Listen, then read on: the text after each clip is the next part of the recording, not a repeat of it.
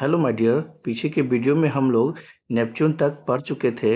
इस वीडियो में आज हम फिर अर्थ के बारे में पढ़ेंगे, जो कि पीछे भी वीडियो में भी अर्थ का डिस्कशन था, टेरेस्ट्रियल प्लेनेट के बारे में। लेकिन अब वो कहता है क्या, एक एक करके डिटेल सबके बारे में जानेगा अच्छी तरह से और मोर अबाउट। ओके, तो पीछे जो कुछ पढ़े अर्थ के बारे में उससे 2 4 10 लाइन और भी हम आगे पढ़ेंगे, ज़्यादा पढ़ेंगे।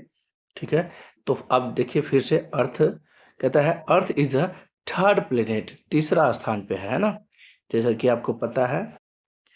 ठीक है, अर्थ हमारा क्या है, तीसरे स्थान पे, सब डिस्कस कर चुके थे। सन से तीसरे स्थान पे है। The fifth largest in the solar system, तीसरे स्थान पे है ना। 1 2 3, ये थर्ड नंबर पे है, बट ये 12 में साइज में है, ये फिफ्थ रैंक पर है। ठीक है, देखिए इसकी जो लार्जेस्ट है, इसकी जो डेंसिटी है, ये 5वें नंबर पे है। Okay, due to the abundance of water, पानी की अधिकता की वजह से it is often called blue planet. पृथ्वी पर आपको पता है कि 71% क्या है, वाटर है। पृथ्वी जो है 71% से ढका हुआ है, सिर्फ पानी ही पानी से। इसीलिए पृथ्वी जो हमारा ब्लू दिखता है, क्योंकि पानी ब्लू होता है, इसीलिए हमारा पृथ्वी ब्लू दिखता है। इसीलिए इसको ब्लू प्लेनेट देख लीजिए आप। हमारा अर्थ कैसे दिख रहा है, ब्लू दिख रहा है, इसीलिए हमारे अर्थ को ब्लू प्लेनेट कहा भी जाता है। ठीक है, इसीलिए हमारे अर्थ को ब्लू प्लेनेट कहा भी जाता है। हाँ तो माय डियर, अब देखिए इसमें हम अर्थ के ही बारे में डिस्कस करेंगे। वो कहता है इंटरनल स्ट्रक्चर। क्या कहता है, internal structure of the earth. ये देखिए, है ना, इंटरनल स्ट्रक्चर मतलब पृथ्वी के अंदर की क्या संरचना है, उसके बारे में पढ़ेंगे आज हम। ठीक है, इस वीडियो में फिर से देखते हैं internal structure of the earth. पृथ्वी की बनावट एक तरह समझ लीजिए। कहते हैं earth is a beautiful place filled with ocean. पृथ्वी एक बहुत ही ब्यूटीफुल स्थान है, अर्थ, जहाँ पे ओशियन भरा है, रिवर भरा है। ठीक है, ओशियन भरा है, रिवर भरा है, माउंटेन भरा हुआ है, वैली भरा हुआ है, बहुत सारी चीजें इस धरती पे उपलब्ध है, इस अर्थ पे। They are all present on the surface of the earth. ये सब कहाँ प्रेजेंट है, पृथ्वी के सतह पे। अकॉर्डिंग टू जियोलॉजिस्ट, जो व्यक्ति पृथ्वी जो व्यक्ति पृथ्वी का अध्ययन करता है, जो साइंटिस्ट बोल लीजिए, उसको हम जियोलॉजिस्ट बोलते हैं। जो व्यक्ति पृथ्वी के बारे में स्टडी करता है, पढ़ाई लिखाई करता है कि भाई कहाँ पे माउंटेन था, कैसे आया, क्यों आया, कब आया, कितना आया, तो वो जो स्टडी करता है धरती के बारे में, पृथ्वी के बारे में, उसी को जियोलॉजिस्ट बोलते हैं। The earth consist of different layer. आप कहते हैं इस जियोलॉजिस्ट के अकॉर्डिंग हमारे पृथ्वी में 3 4 लेयर है, मतलब डिफरेंट लेयर है। ठीक है, 3 4 है, 5 है या 10 है, जो भी है वो हम लोग देखेंगे एक एक करके। ओके, एक्चुअली 3 ही लेयर होते हैं। ठीक है, अब फर्स्ट लेयर है उसमें आपका क्रस्ट। ठीक है, क्रस्ट, मेंटल, कोर। क्या है, क्रस्ट, मेंटल और कोर। देखिए क्रस्ट जो है वो सबसे टॉप लेयर होती है। देखिए आप लिखा हुआ है it is the outer most layer of the earth. ये क्रस्ट जो होता है पृथ्वी की सबसे ऊपरी, जैसे कि नहीं ऑरेंज हुआ, संतरा, उस और संतरा जो हम छीलते हैं तो उसके ऊपर हम ऊपर पकड़े हुए होते हैं, तो मतलब समझ लीजिए हम पृथ्वी का क्रस्ट पकड़ रखे हैं। ठीक है, तो उसको जब छीलते हैं कि जितना लेयर छिलाया संतरा का, वो क्रस्ट छिलाया। ठीक है, तो इट कंटेन्स रॉक्स। उस संतरे के छिलके के ऊपर समझ लीजिए, उस पृथ्वी के ऊपर यहाँ क्या है, रॉक्स है, माउंटेन्स है, वैली है, ऑल अदर्स लैंड फॉर्म्स भी है। पृथ्वी पर बहुत तरह के जो भी स्ट्रक्चर है वो सब लैंड फॉर्म्स कहलाता है। ठीक है, अब है आपका मेंटल, मतलब अब उसके नीचे चलते हैं, ऑरेंज के छिलके के नीचे चलते हैं। एक तरह से आप समझ लीजिए कोकोनट की बात कर रहे हैं हम, नारियल की बात। कोकोनट का, नारियल का जो ऊपर का छिलका होता है वो समझ लिया आपका क्रस्ट है। उस छिलके के अंदर जो आपका गुद्दा, जो जिसको हम खाते हैं, है ना, वो हो गया आपका मेंटल। और उसके नीचे बीच में क्या होता है, कभी कभी गुफा निकलता है। देखे होंगे उसमें गाछ जब होता है नारियल में तो गुफा निकलता है, या उसके अंदर पानी रहता है, तो उसको कहेंगे कोर। ठीक है, तो हम नारियल से भी समझ सकते हैं। देखिए आप मेंटल में कहते हैं this layer lie below the earth. ये जो मेंटल है क्रस्ट के नीचे होती है। It consist of molten rocks. इसी मेंटल में क्या होता है, अंदर में जो होती है वो पिघले फॉर्म में होता है। ठीक है, लिक्विड फॉर्म में उसका मटेरियल्स होती है। नेक्स्ट है core, it is the inner most layer of the earth. Core क्या होता है, सबसे अंदर का हिस्सा होता है। दी टेम्परेचर वेरी हाई, यहाँ पे भी टेम्परेचर बहुत ही ज़्यादा होती है। Enough to keep everything in hot molten state, यहाँ पे इतना होता है गर्म कि इसके अंदर का सारा चीज़ पिघले हुए अवस्था में लगभग में होता है। ठीक है, कोर की बात हम बोले। ठीक है, अब आते हैं मून के बारे में देखते हैं। ठीक, अर्थ हो गया, अब मून का स्ट्रक्चर के बारे में पढ़ेंगे, मून क्या है कैसे। एक्चुअली मून के बारे में डिस्कस कर चुके हैं हम लोग, फिर भी देखते हैं मून के बारे में। द मून है ना, मून मीन्स चंद्रमा, जिसको हम सैटेलाइट भी बोलते हैं, अर्थ का सैटेलाइट उपग्रह। मून क्या है, उपग्रह है। कहते हैं the moon is made up of variety of things. Moon जो है ना, विभिन्न प्रकार के चीजों से बना हुआ है। It has many layer of rocks, इस मून के पास बहुत सारे पत्थरों का लेयर है। सम दैट आर टोटली सॉलिड, कुछ लेयर बिल्कुल सॉलिड है और कुछ बिल्कुल लावा के जैसा है। Moon is earth natural satellite, moon क्या है, पृथ्वी का नेचुरल सैटेलाइट, मतलब उपग्रह, प्राकृतिक उपग्रह है।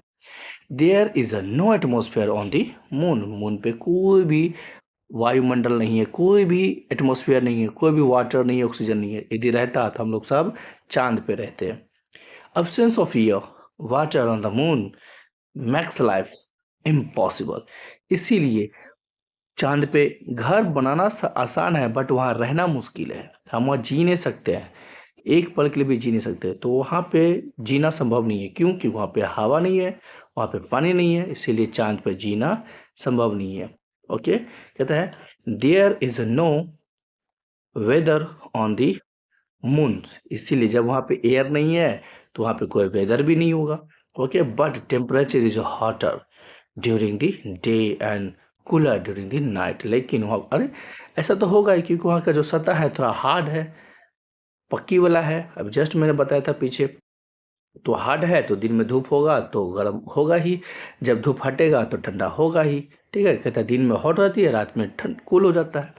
The moon has no light of its own, और चंद्रमा जो है इसकी अपनी खुद की रोशनी नहीं है, ये किसी की रोशनी लेकर के चमकता है। जैसे कि आप लोग खुद जानते होंगे, ये सन की लाइट लेकर के चमकता है। It shines because of this sun light falls, देखिए सन का लाइट जब इस पर पड़ती है तो खुद ये चमकता है। It reflects the light of the sun, ये सन की रोशनी को रिफ्लेक्ट करता है। When it is in front of the earth, जब ये पृथ्वी के सामने में होती है तो वी सी न्यू मून, जब ये पृथ्वी के सामने में होती है तो हमें ये नया मून दिखता है। It takes 4/3 second for the moon light to reach us, मतलब ये जो चांद का रोशनी है हमारे पास आने में 3/4 सेकेंड लग जाता है आने में, while the sunlight takes 8 minutes, जबकि आपको पता है कि सूरज की रोशनी हमारे तक आने में कितना टाइम लगता है, 8 मिनट। उसका लगता है चांद का लाइट यहाँ आने में 4/3 सेकेंड लगता है, और इसका 8 मिनट लगता है। The moon takes about 1 month to rotate on its axis, अपने एक्सिस यानी कि ये पृथ्वी है अर्थ, इसके चारों ओर घूमने में करीब 1 महीने का समय लगता है। पृथ्वी के चारों ओर मून घूमता है। ठीक है, पृथ्वी के चारों ओर मून घूमता है, तो घूमता है ना, तो इसको लगभग 1 महीने यानी कि 28, 29, 30 दिन लग ही जाता है। ओके, नेक्स्ट है it also take the same time to revolve around the earth, मतलब ये वो उतना ही टाइम लेता है जितना ये अर्थ करता है। The gravity of the moon is 1/6 of earth gravity. देखिए कहता है कि चांद पे ना ग्रेविटी बहुत कम है, इसीलिए देखे होंगे कि जो भी अंतरिक्ष यान गए हैं एस्ट्रोनॉट, वहाँ पे उछलते हुए जंप करते हुए, यानी कि वहाँ की जो ग्रेविटी है 1/6 है। यदि पृथ्वी पे 10% ग्रेविटी है तो चांद पे क्या है, 1/6 ऑफ पृथ्वी का है, यानी कि इसको इतना काट दीजिए। यदि इसको मान लीजिए 60 मान लीजिए, ठीक है, यदि 60 है तो ये 60 कट जाएगा, बच जाएगा 10, यानी कि वहाँ पे 10% बचेगा मून पे ग्रेविटी। यानी कि वहाँ पर आप जब एक बार छलांग मारिएगा ना तो करीब 10 डेग आगे जाके गिरिएगा, वो वहाँ पर कोई चोट वोट भी कुछ नहीं लगेगा। जैसे ना हवा में लोग तैरता है, इसी तरह से आप लोग चांद पे भी तैरेंगे। ओके, वहाँ पे सब कुछ नहीं, चोट वोट कुछ नहीं लगता है। The moon is about 386,000 kilometre away from the earth. ये देखिए, आप बोलते हैं ना सर मून हमारे पृथ्वी से कितना दूर है, आप इस पॉइंट को याद कर लीजिए कि पृथ्वी हमारे घर से, हमारे पृथ्वी से, यानी मून जो है हमारे घर से पृथ्वी से कितना दूर है, ये आपको पता चल गया। ठीक है, अब नेक्स्ट पॉइंट देखते हैं। अब देखिए, कंकरिंग दी मून, कंकरिंग मीन्स हो गया जीत हासिल करना, विजय हासिल करना। ठीक है, हम लोग जो मून पे गए थे, मतलब हम लोग मतलब इंसान, ठीक है, हम लोग मीन्स इंसान, धरती पे से जो इंसान गया, चाहे वो कहीं से भी जाए उससे मतलब नहीं है, लेकिन इंसान गया, मानव जाति गया, कहाँ गया, मून पे। अब कहते हैं देखिए, American space craft Apollo 11 landed on the moon on 21st July 1969 with three American astronauts, Neil Armstrong, Edwin Aldrin and Michael Collins. यानी कि ये अमेरिका के स्पेस क्राफ्ट जिसका नाम था अपोलो 11, इससे कब गए, 21 जुलाई 1969 को। तीन अमेरिकन अंतरिक्ष यात्री थे जिसका नाम, पहला का नाम था Neil Armstrong, Edwin adrenaline, Michael Colin, ये तीन व्यक्ति थे। आप लोग बार बार से पढ़े होंगे नील आर्मस्ट्रॉन्ग के बारे में कि चांद पे पहला कदम किसने रखा, तो नील आर्मस्ट्रॉन्ग। अरे पहला कदम ये रखा तो दूसरा कदम भी वही रखा, लेकिन आदमी कौन था दूसरा, ये था एडविन। ठीक है, सेकेंड था आपका एडविन और थर्ड था माइकल। ये तीनों मिल करके वहाँ पे गए थे। ठीक है, तो तीनों का नाम होना चाहिए, लेकिन हम लोग एक ही का नाम याद रखते हैं, Neil Armstrong.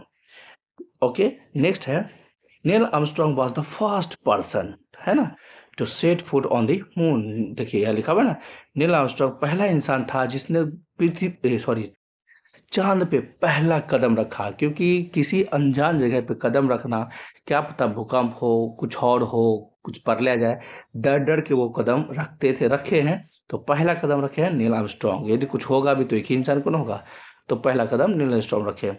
He and Aldrin stayed on the moon for 2.5 hours. मतलब नील आर्मस्ट्रॉन्ग और एडलिन, ये दोनों जो है कम से कम मून पे 2.5 आवर्स यानी कि 2.5 घंटे तक उस सतह पे खड़े रहे and collected rock samples to bring back to the earth. और जो जो उनको सैंपल्स मिला, रॉक्स मिला, डस्ट मिला, वो सब उसको उठा करके प्लास्टिक में पैक करके पृथ्वी पे लेके आ गए। ठीक है, ताकि उसके बारे में डिस्कस किया जाएगा। अब आइए, नेक्स्ट है आपका लूनर इक्लिप्स, सोलर इक्लिप्स।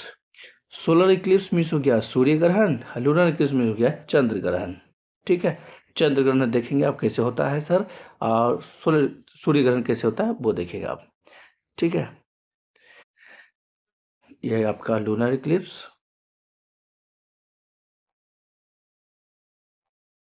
देखिए, when the earth comes between the sun and the moon, it blocks a lot of sunlight from reaching the moon and creates a shadow।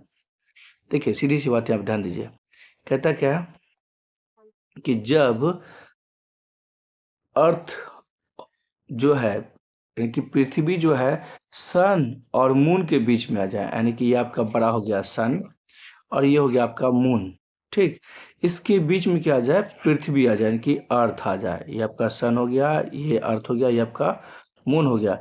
जब इसके बीच में आ जाता है तो इसका जो लाइट है, सन का सन का जो लाइट है, ये क्या होता है, सारा लाइट पड़ जाता है पृथ्वी पे ही, सारा लाइट पड़ जाता है पृथ्वी पे ही। और देखो ये इतना बड़ा पृथ्वी है और ये इतना छोटू सा, तो इसका लाइट यदि जाता है तो पृथ्वी को चीर के तो नहीं न जाएगा लाइट।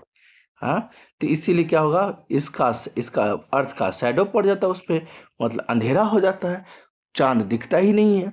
तो जब चांद नहीं दिखा तो हो गया, इसी चांद में क्या हो गया, ग्रहण लग गया, चांद दिखा नहीं, इसी को बोलते हैं चंद्र ग्रहण। जब चांद नहीं दिखता है तो इसी को बोलते हैं चंद्र ग्रहण। समझ में आई। और चांद कब कब नहीं दिखता है, जब सूर्य और चंद्रमा के बीच में पृथ्वी आ जाए, जब सूर्य और चंद्रमा के बीच में पृथ्वी आ जाए तब चंद्र ग्रहण लगती है, मतलब चांद पे शैडो बन जाता है, इसलिए चांद में दिखते नहीं है। जब दिखेगा नहीं तो उसे बोलते हैं चंद्र ग्रहण। क्लियर है? अब देखिए नेक्स्ट कहता है, during this period when the moon moves into the dark shadow of the earth it gets hidden from view. मतलब वही कहता है, जब वो शैडो में चलाता है तो हमें मून नहीं दिखता है, उसका कोई भी व्यू नहीं दिखता है। This is called lunar Eclipse. इसी को हम क्या कहते हैं? लूनर इक्लिप्स, मतलब चंद्र ग्रहण। ऑफ द मून, मतलब मून का लूनर इक्लिप्स लग गया, मतलब मून का चंद्र ग्रहण लग गया, मून का ग्रहण लग गया। ओके, अब देखते हैं सोलर इक्लिप्स, सूर्य ग्रहण। देखिए उसी तरह से आप फिर देखते हैं सूर्य ग्रहण। व्हेन द मून्स, अब देखिए मून आ जाता है, comes between the earth and the sun, यानी कि आपका ये सन है, ठीक, ये आपका सन है और ये आपका अर्थ है। इस दोनों के बीच में जब क्या आ जाता है, कौन? मून आ जाता है, ठीक। जब इस दोनों के बीच में मून आ जाता है तो देखिए इसका जो रे होगा, सन का जो लाइट जाएगा हर तरफ, ठीक है, तो कुछ एरिया ऐसा होगा जो इसका मून से ही टकरा कर रह जाएगा, मून से ही लाइट टकरा कर रह जाएगा, और इसका शैडो क्या होगा? पृथ्वी पे पड़ेगा। इसका शैडो क्या होगा? पृथ्वी पे पड़ेगा। जब इसका शैडो पृथ्वी पे पड़ेगा तो यहाँ के लोग को सूर्य नहीं दिखेगा। सूर्य क्या होगा? नहीं दिखेगा।